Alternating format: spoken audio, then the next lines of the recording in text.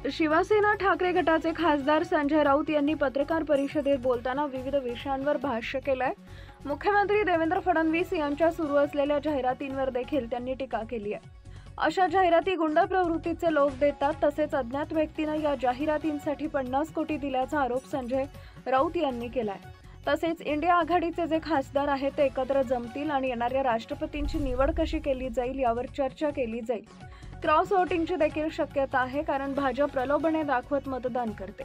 आमचे बरेच असे नगरसेवक दुसऱ्या पक्षात गेले असले तरी मुंबई महानगरपालिकेची निवडणूक किंवा ठाण्याची निवडणूक असेल की शिवसेना ठाकरे गट जिंकणार असा विश्वास संजय राऊत यांनी व्यक्त केलाय। लोकांनाही कळालं पाहिजे की गणपती हा घरातला, देव्हाऱ्यातला किंवा सार्वजनिक ठिकाणी असेल हा एकच असतो। देवेंद्र फडणवीस यांच्याविषयी त्या जाहिराती सुरू आहेत, त्यावर भाष्य करताना संजय राऊत म्हणाले, ज्या जाहिरातींसाठी एकूण 50 कोटी खर्च करण्यात आला, हा दानशूर कर्ण कोण आहे जो देवाभाऊसाठी एवढा खर्च करतोय? त्याला काय फायदा झाला आहे? मुख्यमंत्र्यांनी एक आचारसंहिता असते, याचं पालन केलं पाहिजे। अलीकडच्या काळात ही प्रथा बंद झाली पाहिजे। अशा प्रकारच्या जाहिरातीचे हे गुंड लोक देतात, गुंड प्रवृत्तीचे बिल्डर देतात, 2 नंबरवाले लोक जाहिराती देतात।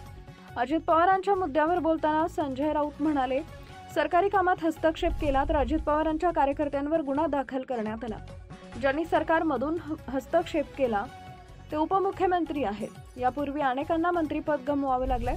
बॅरिस्टर अंतुले यांना देखील पद गमवावं लागलं। त्यामुळं स्वतः अजित पवार हे नीतिमान राजकारणी असल्याचं ते सांगतात, पण त्या महिला अधिकाऱ्याला जे काम सांगितलं ते सार्वजनिक काम होतं का याचं उत्तर त्यांनी द्यावं। यावर मुख्यमंत्र्यांनी बोललं पाहिजे, कारण ते या राज्याचे गृहमंत्री देखील आहेत। हेच काम जर विरोधकांनी केलं असतं तर भाजपनं छाती बडवत आंदोलन केलं असतं।